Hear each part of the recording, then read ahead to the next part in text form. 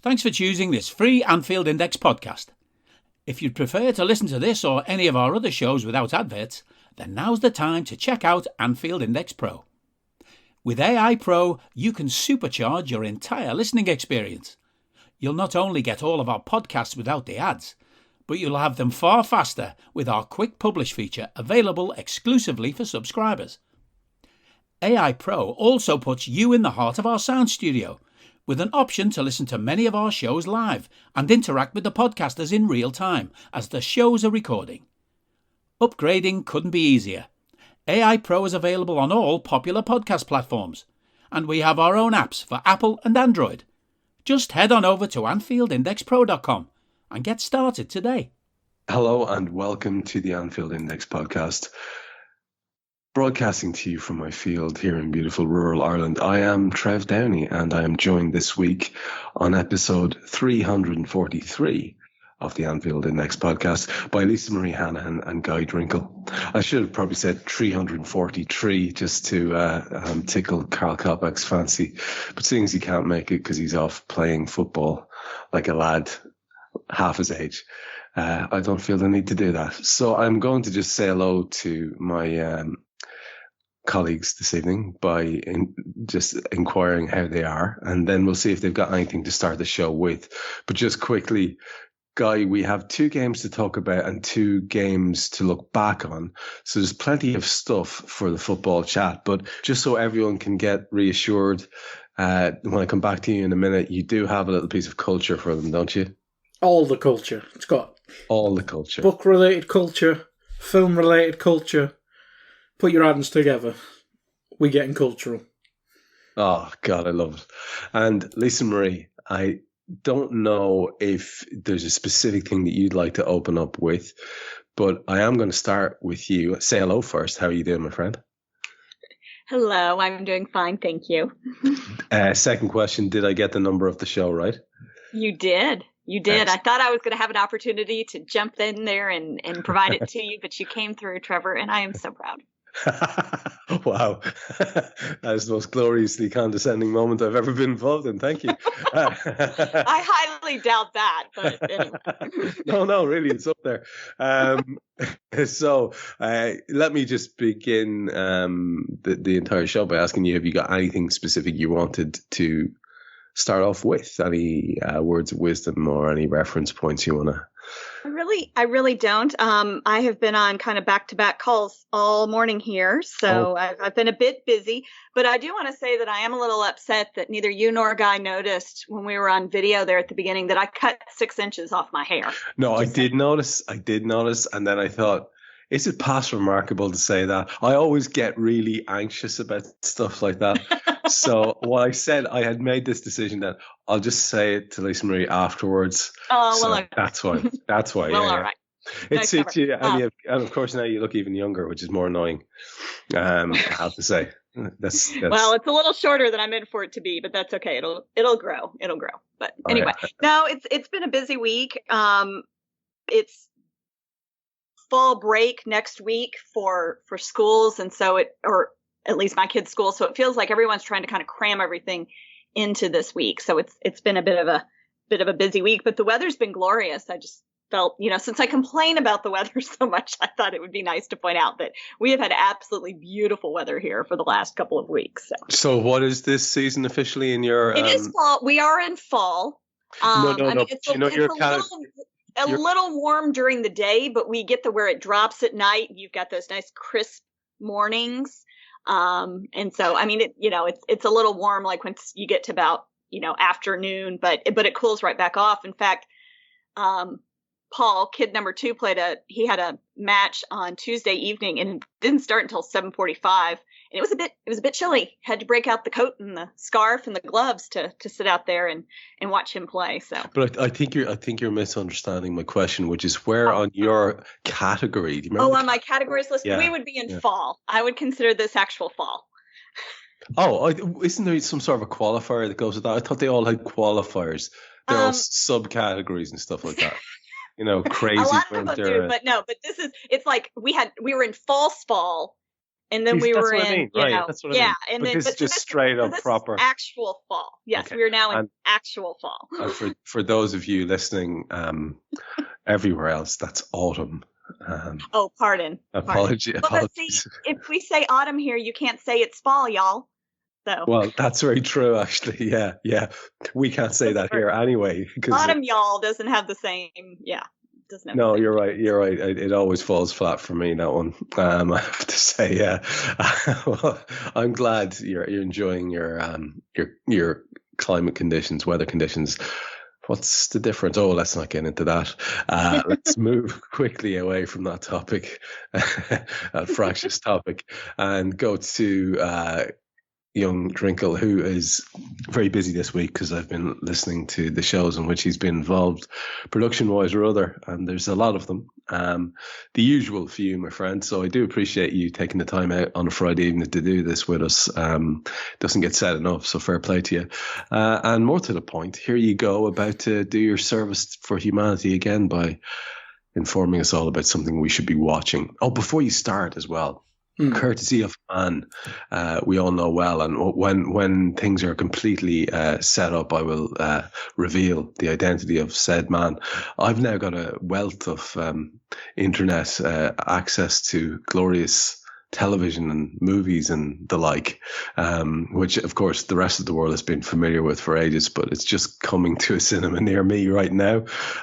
Despite my gloriously awful internet connection, I have had some very interesting watch-ups, seeing things like the new Top Gun movie, for example, and that type of thing. So there are stories to come from this, maybe next week or the week after when that's settled. However, a different quality of film experience altogether is always brought to us by Guy Drinkel. What is this week's treat, my friend? Right. I shall read the storyline first. And for you, literature purists may die a little inside here.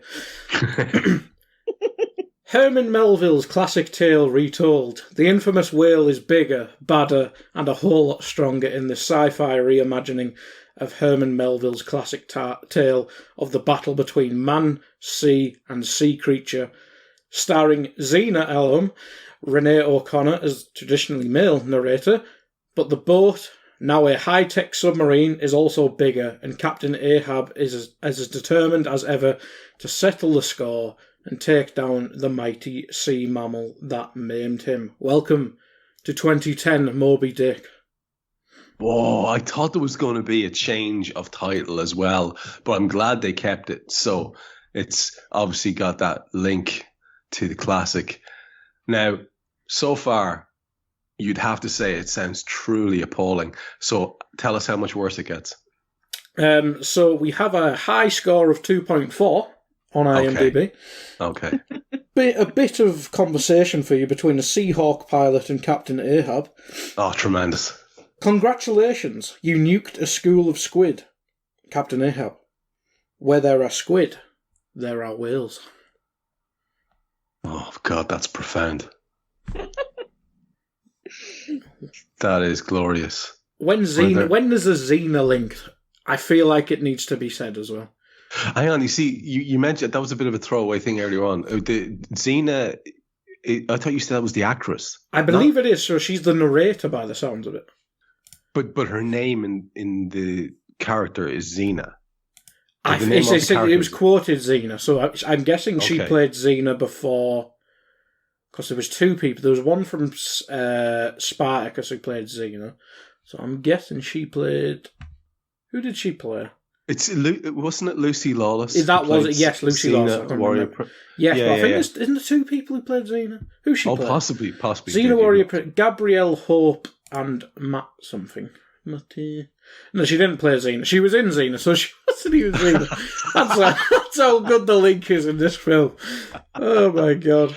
Oh wow, that's fantastic! I get it. So she had a minor role in excellent. Well, that makes it. It's not even a minor role. She's in every episode. Oh, is she? Okay, right. Yeah. Well, again, I've never seen. We've all watched Xena, clearly. Yeah, clearly. Yeah, I'd love it. Well, actually, Lisa Marie, were you a Xena Warrior Princess fan at any stage? No. Well, that's okay. That's an absolute classic for the. I'm not sure I'm the audience that was marketed toward. I'm not sure either. If you're not given a chance, how do you know? Exactly. What are you saying exactly here? So I too have some film related stuff to get going with in the form of a quiz, but I want to make sure that there's absolutely nothing else that you need to information you need to wring out of that one before we go. Moby Dick 2010. Is 2010 part of the title? Oh God, yes, it's right on the poster. Of course. Oh. It's the classic Jaws poster as well. So shark underneath. It's not a girl swimming, it's the submarine, but it's gone for the classic Jaws poster. 2010, big ass text, Moby Dick. And what did you think of the poster, which I sent you during the week? Yes, that is for the Christmas edition of this show. Excellent. I was looking for Halloween films, but it's still too early for Halloween stuff. Yeah, that needs to be talked about for sure. So yes. I do look forward to you digging that one out. Now, for the film fans amongst us, I do have a little quiz. And I thought I'd do this a little bit differently. Instead of playing you the audio, because that's always a bit sort of stressful and potentially error-strewn because of YouTube ads and stupid voiceovers and pop-ups and stuff like that. So I'm just going to go with the text. So I've got a collection from a website called filmsite.org, and they have a little area here called Best Film Speeches and Monologues, whether you agree with them or not. So what I'm going to do is I'm going to read out a speech from a film, and you can, and I say buzz in by just simply shouting out the answer. And you get a point for the title of the film and a point if you can tell me who the character is. Now, they're not maybe just as obvious as some people would like in this case, but can't say I'm too worried about that. I think you need a challenge. So this is the very first one. And it goes like this.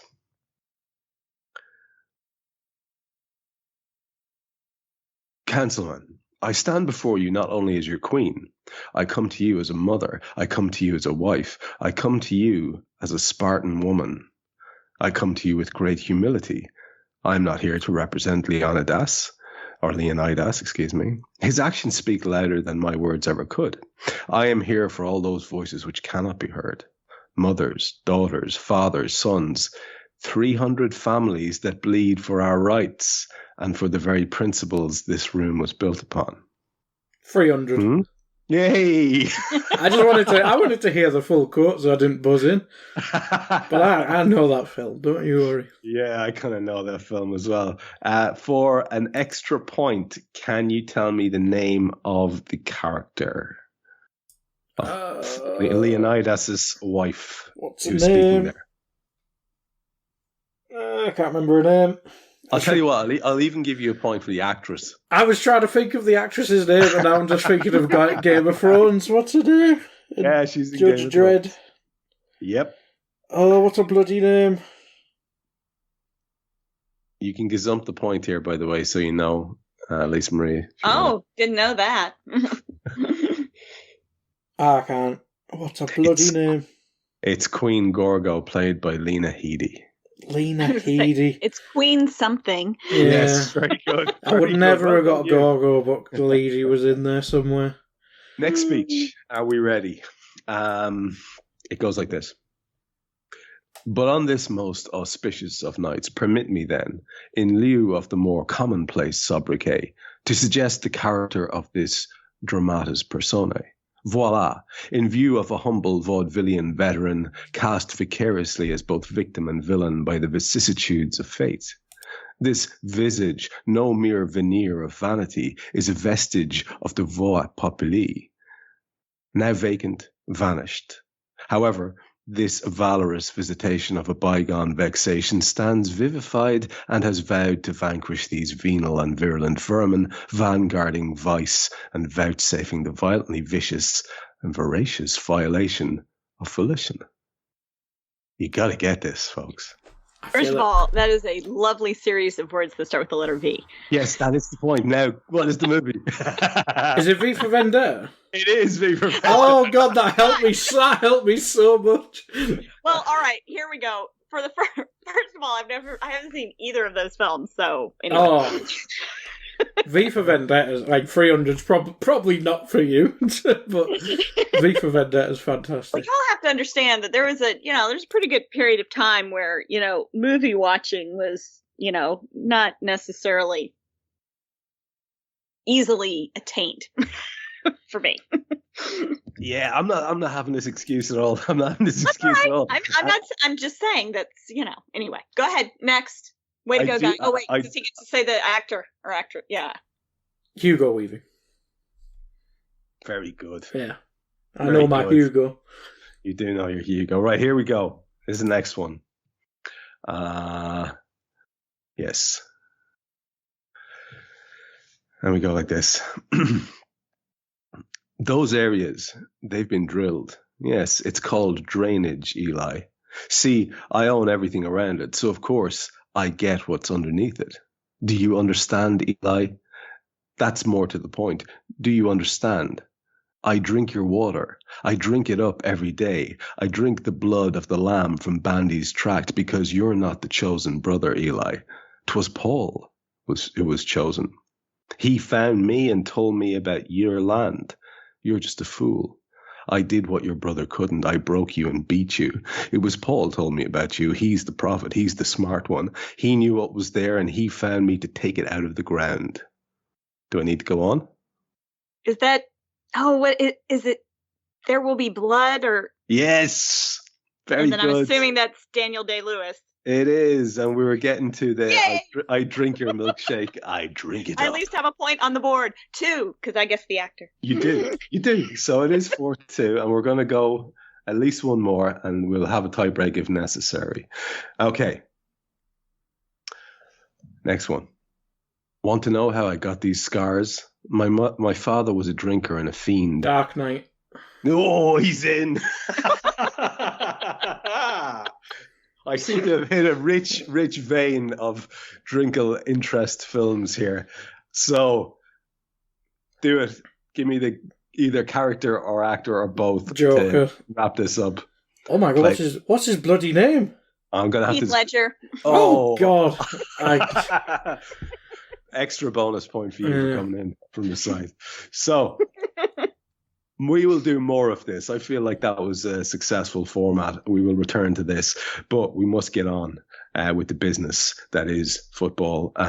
We have 2 games which have been played since we last spoke because we recorded last Friday. Liverpool played Brighton, much to most of our chagrin on the Saturday. And then we had a game against Rangers on Tuesday, which cheered people considerably by contrast. Now, a lot of things happen in those 2 games. So there are, as usual, good and bad things to take away from both. So it's not exactly a surprise. You know exactly how this show goes. We're not really interested in the immediate analysis. There's a show called Raw that does that, or any of the breakdowns and analysis of things that people said and all that, because there are several shows that do that too. And of course, terrible of me to forget that Nina does exactly the same in terms of post-match as well, where Lisa Marie was front and center last time out. So would you please give me your takeaways from the week? One good, one bad. Try to pick something that you genuinely feel was good and something you genuinely feel is bad. I don't care how obvious it is. And to get the ball rolling, what I will say is maybe perhaps a little bit controversially and certainly almost contradictorily, when I look back at the things I was saying during the game, which I did actually, my takeaway that's on a positive note was actually Darwin Núñez. And despite the fact that they managed to spin it in the Mirror yesterday into a headline which said Núñez and Virgil van Dijk had some sort of an altercation, basically was the gist of the headline, where in fact all it was a exasperated expression from Darwin to Virgil saying, basically in translation, the ball won't go in the net, brother. So fair play to the Mirror for that. And my takeaway was that actually, on reflection, I thought it was a fairly decent outing. Obviously, spoke to Jan about this last night. We'd have loved to have got the man off the mark, get him a goal. I do feel that that's an important thing, and I do feel that's a big miss. But I was also quite enthused by the fact that he kept getting into these positions where it was him versus a goalkeeper. And I think that's a very good sign.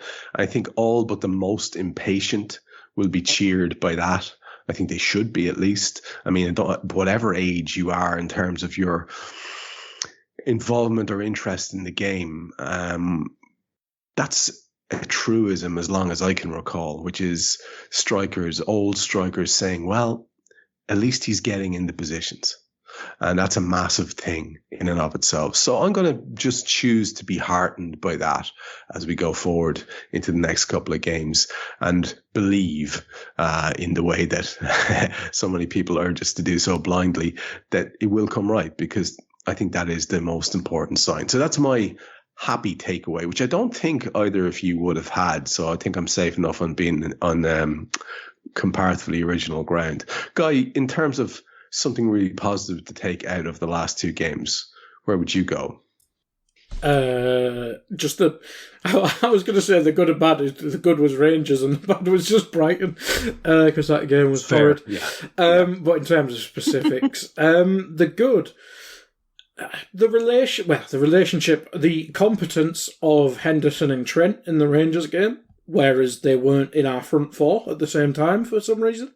When one of them is meant to be covering the right back space, but hey ho, why not have a crack up front? But yeah, I think stuff like that is something that can translate regardless of formation, because I did Euro Incision yesterday and I was talking to Nina how we need to keep the 4-2-3-1, stuff like that, but the more it gets closer to the Arsenal game, I'm pretty sure we're just going to go back to 4-3-3. But what we can take out from that Rangers game is the lads on the right need to play on the right. Not left wing, not as a striker, as a right back and a right centre midfielder.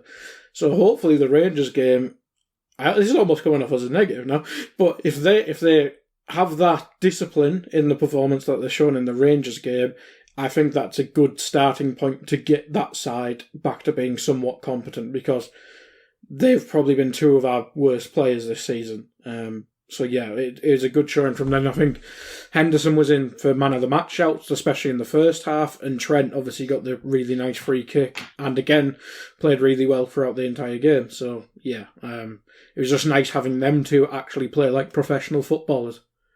Can I slide into your DMs here with a question about something that you said, which is about how overall it's nice to see the change of shape was good and effective, but as we get closer to Sunday, you're thinking more and more that it's going to revert to 4-3-3, and that interests me because I heard exactly the same from young Malby yesterday evening, which I thought.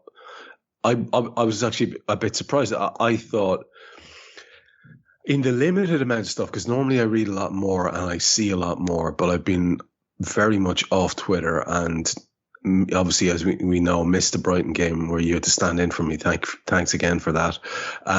So I did miss a lot of the stuff, like, for example, the apparent set to between Klopp and Fabinho totally went over my head. But I did get the impression from the quotes that I saw, Guy, that this was a thing that he was now going to do. He was very definitive about this change in shape. He wasn't vague about it at all.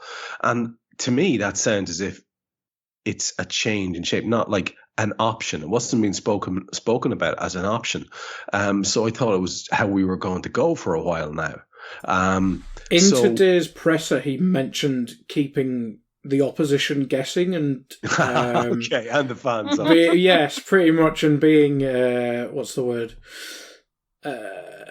Not stuck in one formation. Which, I mean, we played 4-2-3-1. Keep them guessing. We go back to 4-3-3. So versatile is the word I'm looking for. Versatile. Okay. I just think if it was a regular team, not the top of the table team. And then we've got City next week. It wouldn't surprise me if he kept the 4-2-3-1. It's just that I think we'll revert to type against Arsenal and just hope we implement the changes of not having our whole right-hand side players centre forwards. But it wouldn't surprise me either way, but I don't think the shape matters too much. I think it's more important basically the instructions to the players. I think that's the most important thing. But yeah, but if we are playing 4-2-3-1, I mean, we'll obviously get onto the Arsenal game. But would Henderson start, or would he revert back to Fabinho? Then it changes the dynamic again. But I'm sure we'll get onto that. Well, exactly that, and that's. Let me take that and just go sideways to you on this, Lisa Marie, for a second, because again, I dropped this square in Jan's lap yesterday evening, and he was as clueless as me about it. But apparently, it's been a thing. Now, I know you said you've been sort of very, very busy, so feel free to bat it straight back to Guy. You can clarify what this is or not. But what have you heard about this conflict between the manager and our central midfielder Fabinho? I've seen a little bit about it, and I think it's just, and again, I haven't read all the stories or looked into it, but when I saw it, my sort of just reaction was, of course, Klopp is, he's a passionate man, and so he's going to, yell at the players in the game. We've seen him do that, and I think, it's not necessarily characteristic of Fabinho to turn around and yell back, but yeah, he was probably just frustrated. I mean, it's been mentioned by multiple people, all season that, yes, of course, he's not been in good form. But part of the reason I think he's not been in good form is, he's been having to play the role of, 2, if not 3 people across that midfield. And, he can only be one place at a time. So it was probably just his frustration that had him, responding back, if you will, that has, started this dialogue of, there being a set 2 between the two of them. So I don't put a whole lot of stock in that. I would like to think that the reason Hendo started was just a matter of the fact that we have so many games going on, the month of October, that it made more sense for Hendo to start against Rangers. Therefore, Fabinho could start against Arsenal, and even Hendo can start against Rangers again, and and Fabinho can start against Man City. I saw it more of a rotation thing. But okay, I actually like that, and I hope that that's the case.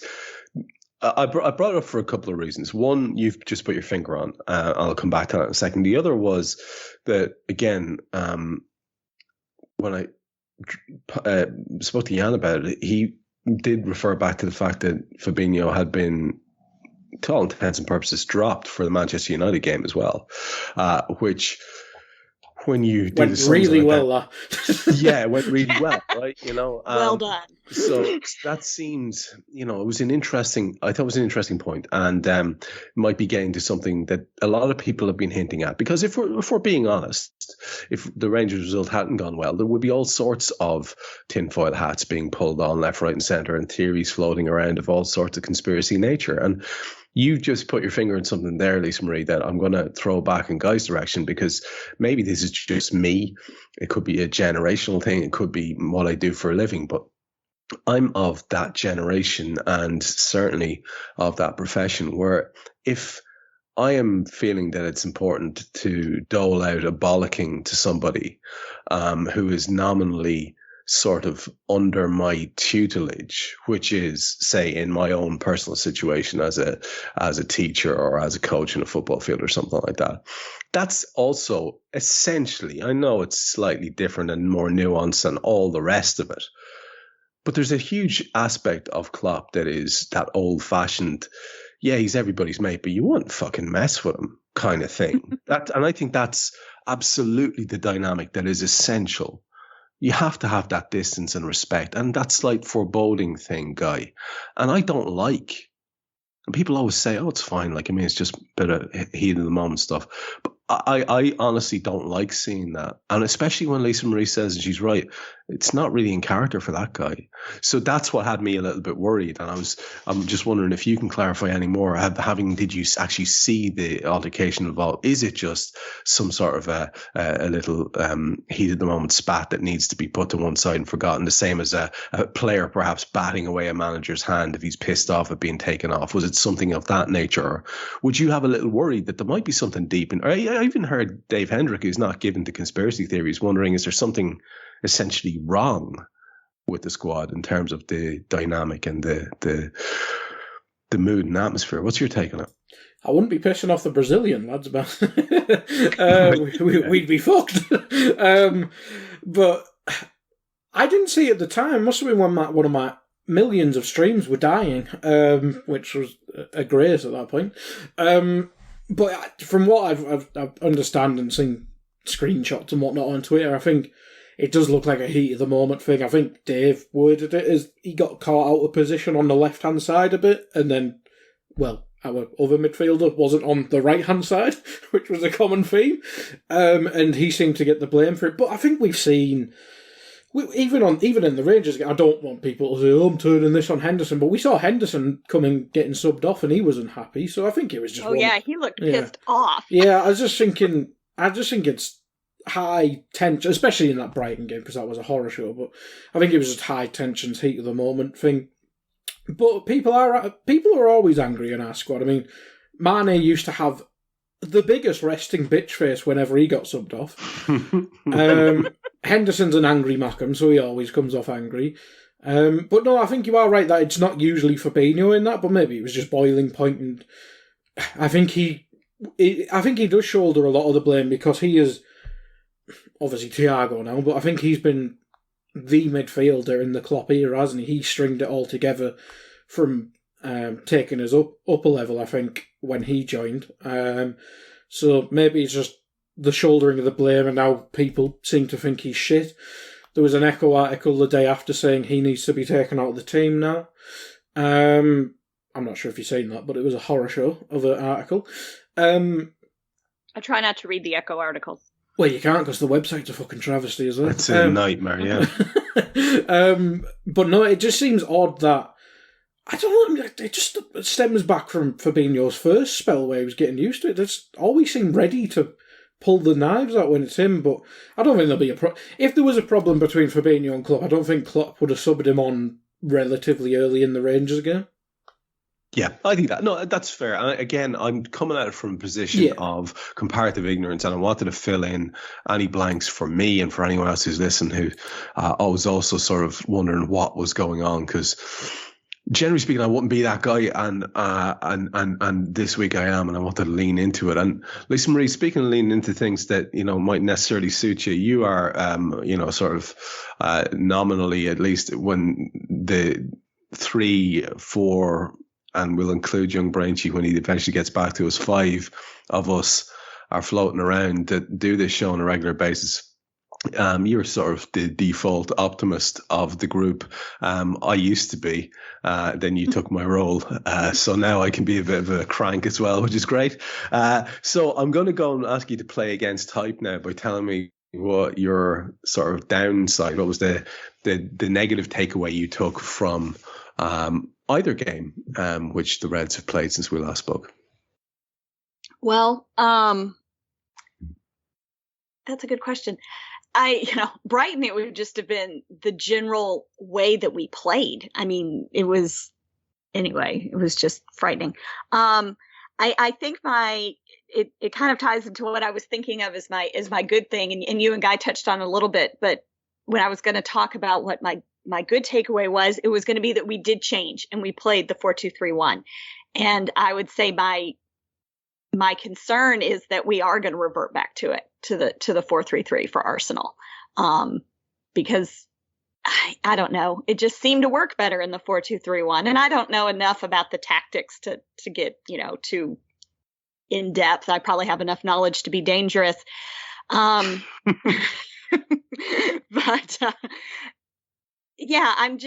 I think my takeaway is, we played better on Tuesday night, and but that's relative because almost anything would be better than the way we had been playing.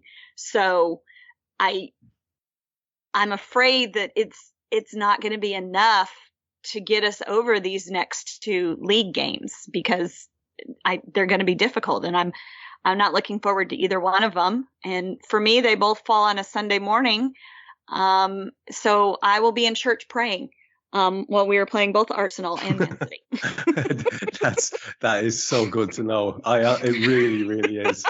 Because every little bit of I mean, I oftentimes will rearrange and, maybe go to a different mass or whatever, if it's a Sunday, to be home. But I think the best thing I can do for the team this Sunday and next is to be there and just saying an extra little prayer.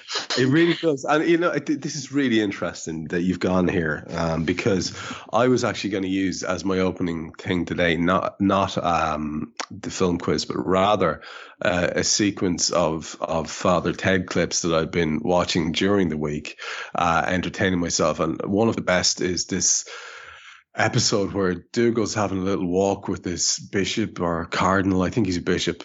And the bishop's asking him about, his faith and how's he finding it? Does he have any questions? By the end of the conversation, Douglas convinced the bishop to give up the faith entirely and being referred to as a man of great wisdom by this poor bastard who's had his head turned by Dougal's absolute inanity. So that's an interesting one that would have contrasted very strongly what you're just saying. I mean, I do appreciate that it was always going to be a tricky one to get you to lean into something negative. I don't, however, have that fear with you, young Drinkel, that I'm thinking there's going to be at least one thing that you can pick out that's specific, as opposed to, and I totally get where Lisa Marie's going from, the entirety of Brighton, as you said yourself, was a nightmare. And this comes from a guy who was mostly listening to it and mostly following it on Twitter and then seeing the bits afterwards.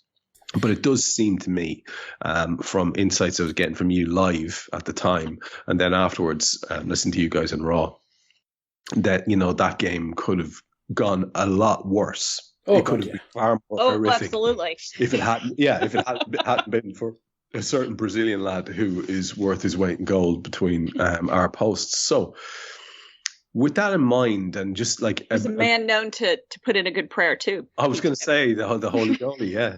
So with that in mind, and just to avoid this kind of repeating ourselves there about the entirety of being awful, is there something specific you want to pick out from the Brighton game, or indeed from the Rangers game, that is sort of giving you the hump at the moment as you look back on it? I'll pick one from each game. The fact that we took the lead against Brighton after being an absolute fucking disgrace in that game. God, the fact we took the lead, then bottled it again, just to give you a bit of hope, then stab you in the head. And we only took the lead because of their error. Yes, because their keeper fancied being a Doyle, and just amazing stuff from him. But it's like, they just give us a bit of hope, then just uppercutted us into row Z. It was like, great, cheers, lads. But that's what we, like, maybe not 2-0 down to Brighton bad, and the way we performed bad, but that's what we've been built on. Mentality monsters, all that jazz, all that fucking slogan bullshit.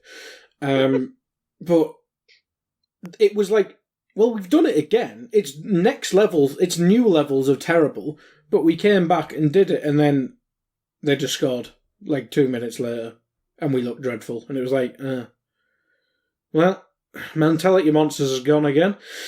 But that was probably the worst thing, because it's like, the first half, you were texting me, can we do Raw? And I was like, I don't want to.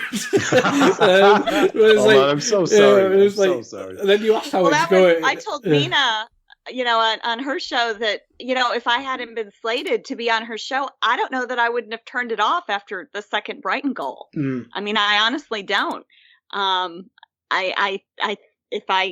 That's why I kept watching it, because I kind of had to. So yeah. It was, Jesus, that sounds new levels of depressing. Yeah. And I said that to you as well, Trev. I said, you basically asked how it was going out. Napoli bad. It's worse than Napoli. Yeah. And it was. That really stuck with me, actually, because that was I said on that Raw that was the worst that I'd ever seen. Well, certainly since the Rodgers era game against Real Madrid, which was a total capitulation. But really ran around. Great. Yeah, just an embarrassment of the situation. So absolutely right. So that's good. That's a good specific one. Now, you also said there was something about the Rangers game that was annoying you a little bit. It's the opposite of what you said there, Trev. Darwin kind of annoyed me. Now, listen, I fully get that. Why? Yeah, I'm not. Well, I am impatient because I'm a football fan. But he could have just shut people up. He could have got a hat trick. He should have got a hat trick. Yeah, and that's annoying. Because our rivals, or positionally big rivals, or used to be positionally, they've got a freak up front. We could have had our own freak, even if it was just for a bit and it's against a League One SPL team, whatever. But he could have had a hat trick in that game and just shut people up. Maybe not look at training videos for fucking Uruguay, to him crossing the ball. Just maybe shut him up a bit. And I don't know, maybe it probably is a lack of confidence because he's getting slated in a new country. Obviously can't communicate very well by reports. He's got a translator and stuff like that, and Thiago seems to be his bestie, which who wouldn't want to be Thiago's bestie? Look at him. But it's just kind of annoying that he fluffed so many chances. But at the same time, and I'll flip it. I want to see more of him because none of our other strikers are doing that. I think Moore could do stuff like that, but he's holding hands with the assistant referee at the min. But I still want to see him against Arsenal. I want to see him against Man City. But it's got to go in soon, or we've got a Timo Werner red situation. Yeah, no, I can't believe you invoked the Werner. Jesus Christ! DEFCON 12. you went there. So that's an interesting one for sure, and I do like it being the flip side of what I was saying, and I totally get that point. And don't get me wrong, in the immediate aftermath, that's where I was too. I'm just trying to see that it might be a half decent thing. And again, talking to the fountain of knowledge that is young Mulby, I was sort of heartened to see that he was kind of thinking the same thing in terms of, look, he's snatching at things. And, you know, it was clear to me that the attempts that he was making on goal were kind of safe. I am enthused by the fact that he's there, but I fully get the point you're making that there could have been a few ghosts laid with that performance and have that put to bed, and we would be in an entirely different proposition for Arsenal on Sunday if that had been the case. So it's a very, very good point. Now, there is one other thing that I need to get out here in the open because I don't hear it being discussed, except almost as a kind of fait accompli in terms of a topic which is now just accepted as a general truth. In the wake of the most recent crappy performances, I have leaned into, as much as anyone, including with my current Twitter name, taking the piss out of the idea of Pep Linder's intensity book. I absolutely have. But it's interesting because I have a reputation for being someone who's into alternative history, or as you like to call it, conspiracy theory. And I'm the one here who's saying, well, this seems a little bit irrational, lads. And to me, this turning on Linders has a bang of the abuse that John Achterberg used to get as goalkeeping coach when we had shit goalkeepers. I don't 100% get it. We either think that Klopp is the great one, or are we suggesting that Pep Linders is the Jurgen whisperer and he's just like some sort of fucking Lady Macbeth figure, you know, telling them what to do and bringing us down as a result with his bullshit tactics. And I don't want to take the piss out of anyone who's made observations between how we are currently playing and how was it NEC played under Linders, because that's obviously comparatively impossible to argue with. But I get very hard to believe that there's that much influence being exerted over Jurgen Klopp's way of thinking, especially when it hasn't been going well and knowing the kind of guy that Jurgen is. So maybe he's all in. So I did want to throw that one out there for both of you. And hopefully you kind of get where I'm going with this. I mean, it just seems a little bit over-egged for me. And like I say, I'm all for a good conspiracy theory if there's one to be had. But to me, it just seems a little bit over-egged. And I'll just stay with you guys to get your quick take on it before asking Lisa Marie what she reckons. You've heard it, obviously, because you're even more plugged into all this on a daily basis than I am. I know Dave's spoken about it on his show. I mean, what's your take on this? I would like to thank Pep and Linda's for me having the best display picture on Twitter. If you've not seen it, go check it out. It's an edited version of his book. I can't say that word on a podcast, but it has a C word on it. But yes, it wouldn't. It's football fans. We need someone to blame when it's going badly. I still believe the John Achterberg thing. I will die on that hill. No, it's just. I think the difference between the Achterberg thing is because we have no idea. How the hell do you judge a goalkeeper coach? Whereas I think you meant the NEC thing, you mentioned it. Nobody other than Sam Maguire has watched NEC games from a few years ago. But he's clearly made the observations, and Sam's one of the most learned Liverpool fans on Twitter. So I think that's where it stems from. I'm not saying Sam's caused this shit, but... but his observations obviously spiral. They go through the Twitter, but the similarities are there. The reckless abandon on the right hand side is there, which seemingly was a part of his team. But this is what great long term managers do, and obviously the Premier League example's Fergie. He had 200 assistant managers. I'm sure they all had different influences. Like when Ronaldo became a thing, maybe that assistant manager was wanting to play when they transitioned to a 4-3-3. I don't think, obviously, I was like 10 at the time, but 12, 13 at the time when Ronaldo was probably in his peak. They make you feel old. Thanks, guys. You're welcome. He's still going, and I'm 55 now. But I know you mentioned quick word here, but I think the influence is clearly there because. Well, there's a reason he's highly thought of as a coach, and there's a reason he's at the club. He has to have some influence, but maybe you need the genius of Klopp to just tone him down a bit. A very, very interesting take. I am glad I asked, and I'm definitely going to ask you as well, Lisa Marie, because there's just a further wrinkle in it that I want to just sort of iron out in terms of our discussion here. Because one of the things I think that has been unfortunate. And Guy's right, by the way. If you haven't seen, just go to @Guy Drinkel for the love of God and look at his his profile picture. It's tremendous. But one of the things that has happened here is that there's a very unfortunate coincidence of our assistant coach leaning into a whole notion about identity and intensity and all of those things coming together, and us, for some reason, for the first time in the club's history under Jurgen Klopp's tenure, losing both those things, our notion of who the hell we are and the intensity with which we play. It's amazing to see and to hear people who I work with and you work with on this channel saying things like lack of effort. That's bananas to me. Bananas. Not because it's not true, because it is true. And so I do think that there's a sort of a perfect storm here. It's probably, and again, to quote the Danish lad, wasn't the best idea to be coming out with a book at this stage. But apart from maybe questionable cockatooing, or what's the word where you're sort of parading yourself around a little bit, peacocking by Pep Linders.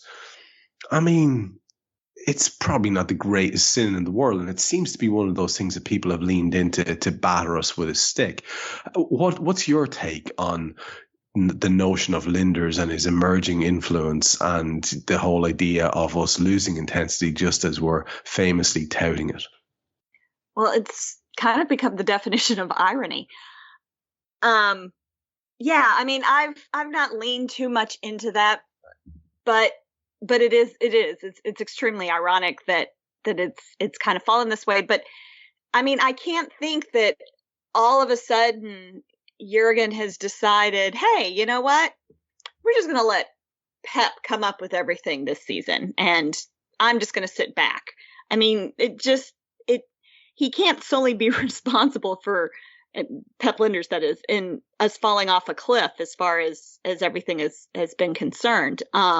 It's just, but you're right. It's just an extremely unfortunate coincidence that this book came out, and everything that we were, the team was always kind of known for as far as mentality and intensity and effort and all of those things have just disappeared in a lot of ways. I shouldn't say disappeared, but have fallen a lot, level wise to what they previously were. Because you're right. If nothing else, we could always depend on, this team. They didn't give up, they were kind of that definition of they left it all out on the field, so to speak. And that's just not what we have seen in a number of matches thus far this season. So I don't know. To me, it feels like Lijnders and his book are kind of a scapegoat, just because people are looking for what's different. Why has this happened so suddenly and so, all of a sudden, and it's kind of an unfortunate coincidence. But I think you're right. I don't understand why he wrote the book and published it at this time. It seems the timing seems a little bit weird for when it was released and everything. But, again, it could just be an unfortunate coincidence. Yeah, I was going to say it's weird for sure. And it's absolutely unfortunate. But it's not like he went off and did it, on a whim. And I mean, obviously something like that is approved by, the powers that be at the club. So, it wasn't like he went rogue and decided to write a book and publish it. I mean, nothing like that would have been done without the proper permissions and support and whatever. So yeah. So I think it is. It's just, it's all just a little bit weird, for not a very original term, but it is. It's just strange. If you were to do something like that, the equivalent of it, where I'm from, people would whisper as you left the shop that you were getting notions about yourself.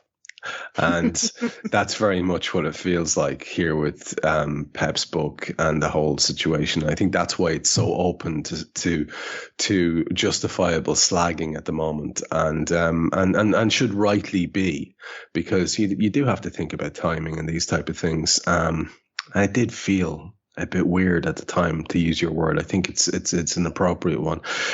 Before we get away from this topic and your Twitter profile picture, Guy, I can't help but notice that in the background, your banner picture there is Mass Effect, and I just bought that game for Legendary Edition PlayStation. Yes. And I've been told again and again how wonderful it is, and I think I might start playing it this evening. I can only assume that is a good thing. Are you recommending this, or are you taking the piss like you are with Pep Lijnders' book? Mass Effect 2 is my favourite game ever. Enjoy. Excellent. That's good to know. Now, we have a couple of minutes left to finish up, and we could look ahead to games to come and all that kind of thing. But by the time we publish this, I presume we'll stagger it, probably be out on the Saturday, have a little bit of time to live. Maybe people might get into their ears before the Arsenal match on Sunday. So I do want to kind of focus on that one a little bit. We don't normally do that, but I do want to just have a little bit of a focus on it. I don't think there's anything really to be said about Rangers, except if we don't win that game, everything starts to look shit in the Champions League. If we do win it, everything looks quite rosy, assuming that we have begun to reconnect with some form, because I think it means that we need one further positive result to qualify the way things currently stand. I think that's how the sums work. We play Napoli last as well, where they will be 200 points clear of the rest of the group. Correct. So they might put out a, not so... Exactly that. Exactly that. So that might, there are things lining up nicely for us. Should we not, pardon the expression, shit the bed versus Rangers, which, I mean, what can we do except just assume that whoever we put out will be good enough? I have the fear that he's going to put out quite a weakened team and or not absolutely not a full strength team, and that we will have drama in our lives in the Champions League, which I could do without. I'll be honest with you, lads, I've just had enough drama in general in my life without my football team being such a gang of drama merchants every freaking week. I'm so sick of it. I just want a nice, boring win. That's all I'm asking for. I just want a nice, boring life. I'm lurching around from one freaking thing to the next. Oh, Trev this, oh, Trev that. Fucking hell, just piss off all of you. And then I sit down and watch the football, and the wankers are drama queens of the highest order. Oh, I'm so sick of it. Just be calm. Like you said, at least, just a nice, boring set of 4 or 5 wins in a row. That would be just gorgeous. Two. I'd take 2. I'd take 2 as well if we're being quite honest. One in a row. 2 more. Take 2 more. That's it. No, Rangers. 3 more. Arsenal, Rangers, City. That'll do. Oh yeah, there you go. You're not asking for a lot. It's enough to feast on for a fucking year. Well, actually, Arsenal, Rangers, City, and then the final result we need in the Champions League, I would probably take that before the World Cup, because I think, I'll be straight up with you here now, that the league is bollocks anyway. Oh, and I think that the Champions League is our only hope for redemption. So if we were to get those, then not only have we a bit of bragging rights over City, not only have we sort of reasserted ourselves in the Premier League, but we will also then have ourselves in a situation where we're in the next level of the Champions League. And I would take that. And that sounds a little bit under ambitious, but I think it's realistic. And I think it's also, not realistic. There's nothing realistic about us getting all those results, but it's realistic for me to have such low ambitions for us. I think currently, a realistic level of ambition. So with that in mind, I just want to have a quick look ahead to this Arsenal game, and we won't get too much in depth into it in terms of analysis and who should play and blah blah blah. We've already touched on whether or not we're going to keep the shape or not keep the shape. And I think what we've discussed so far would indicate that actually nobody knows what Jurgen's going to do. That seems to be often the way. So I'm kind of okay with that. And I want to lean into the thing that you said, Guy, really, which is that maybe the shape doesn't matter so much as the effort returning, the concentration returning, and the personnel being up to scratch. I'm going to start with you on this question. Do you think we've seen enough? It seems to me like we've been turning corners since the season started. So I don't want to lean into this as a thing. But do you think we've seen enough that we could at least be hopeful? I mean, are you actually very nervous about this Arsenal game? Well, if you turn enough corners, Trev, you're in a fucking circle. I think that's the issue there. Geometry, my guy Drinkel. them circles with a corner. Yeah, God, it scares me. I'm scared of Granit Xhaka, Trev. That's what's happened in 2000. Well, you know that things have gone badly. Yeah, in life in general when you're scared of Granit Xhaka, man. Not Bukayo Saka. Not Gabby Jesus, not Martinelli, Granit Xhaka. Granit fucking Xhaka. I'm terrified of Granit Xhaka running off the back of our false right back and right centre mid. Oh, God, what has happened to Liverpool in 2 months? No, 2 and a bit months now. Good Lord. No, they're a good team. They're a good team. I think they're better than anyone thought. I think the only question now is if they can keep it going, really, because they have had an easy-ish start to the season, but so has Liverpool. And we fucked ours up.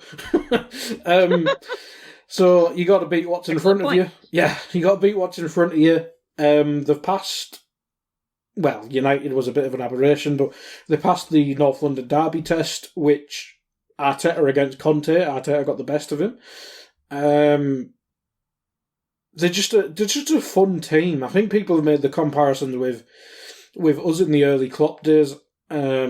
I think one of the UP lads said they may be ready to become us at our peak, and I'm not sure that level. I don't think they have the level of players in the squad. Maybe eventually I think Saka could become world-class, Martinelli, etc., but I don't think there's anyone Van Dijk-ish, maybe Saliba in a few years or whatever, but not that. I think maybe like 16, 17 us, but yeah, they're quite fun to watch.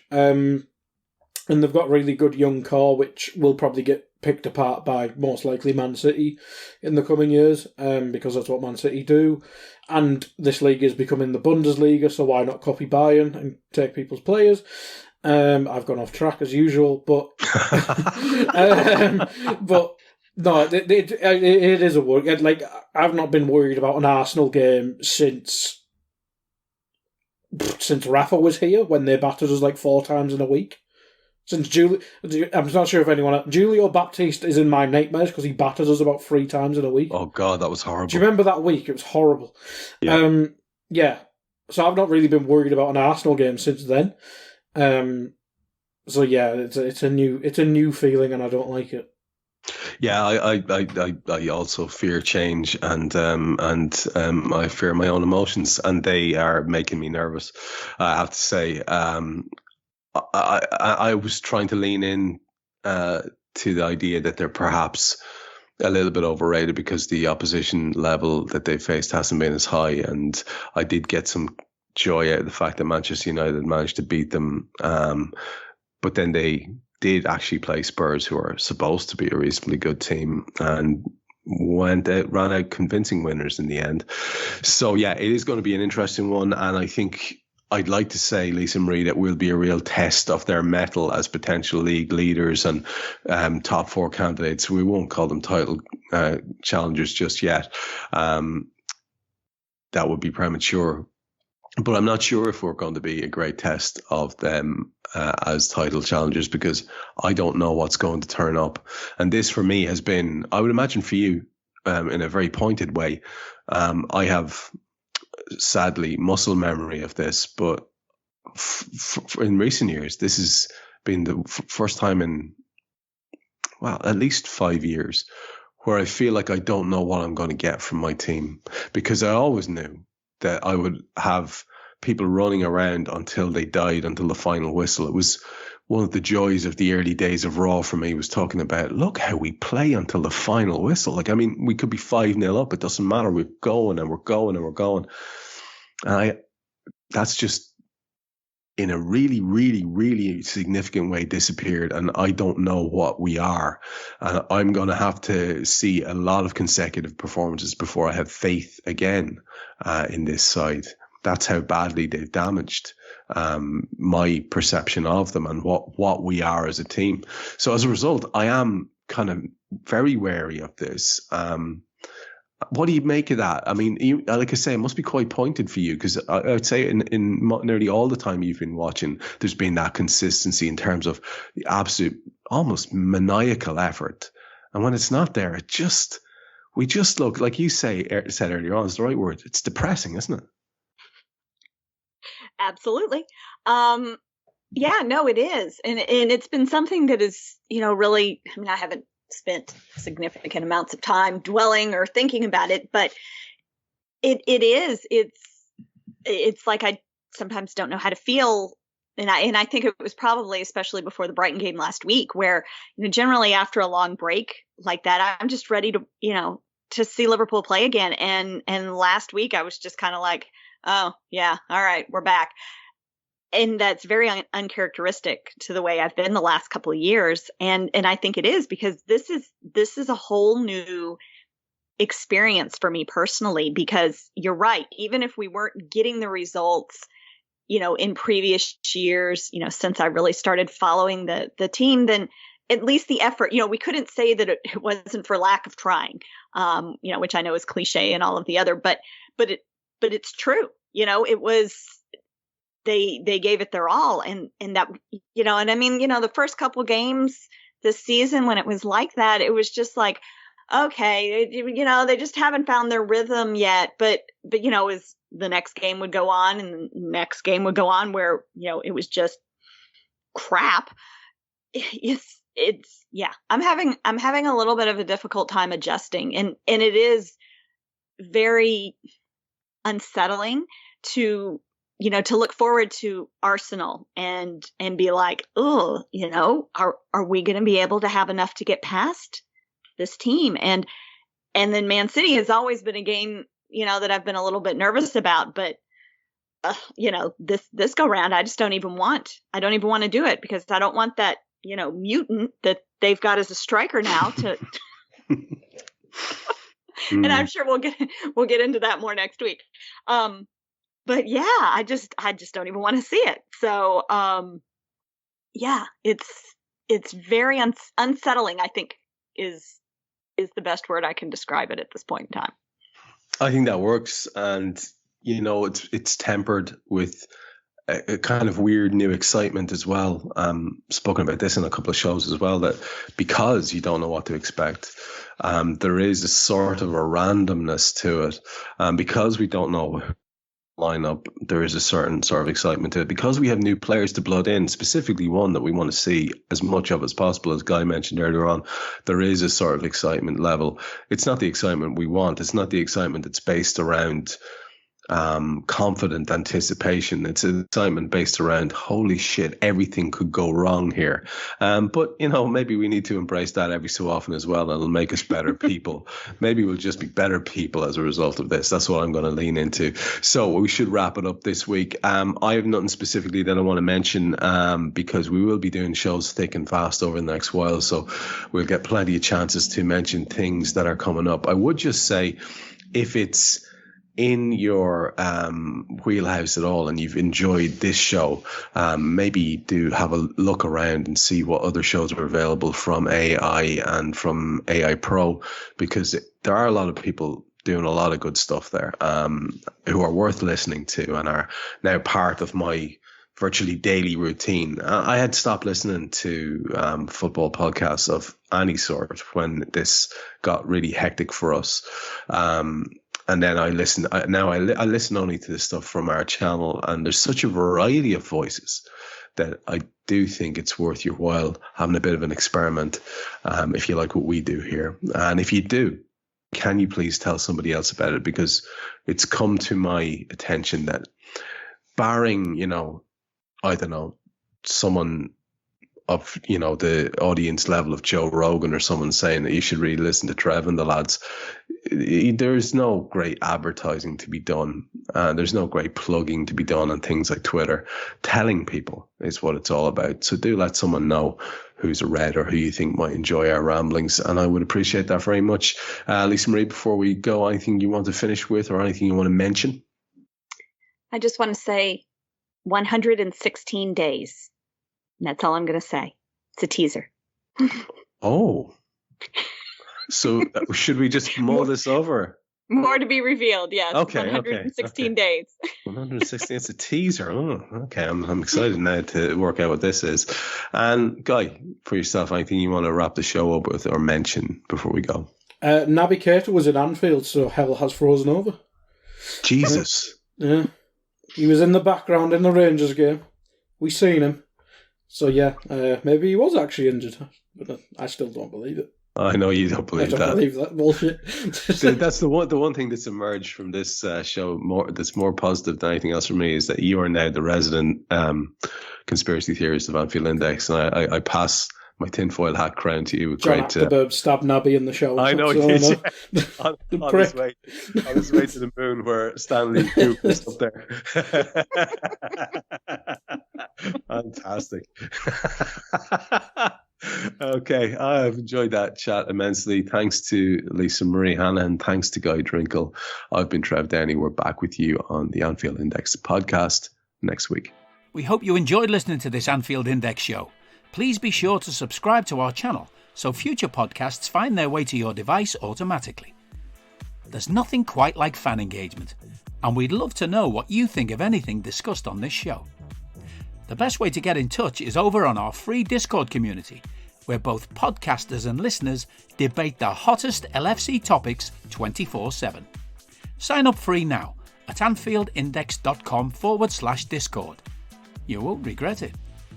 You can also follow us on Twitter at Anfield Index, and find us on Facebook by searching for Anfield Index.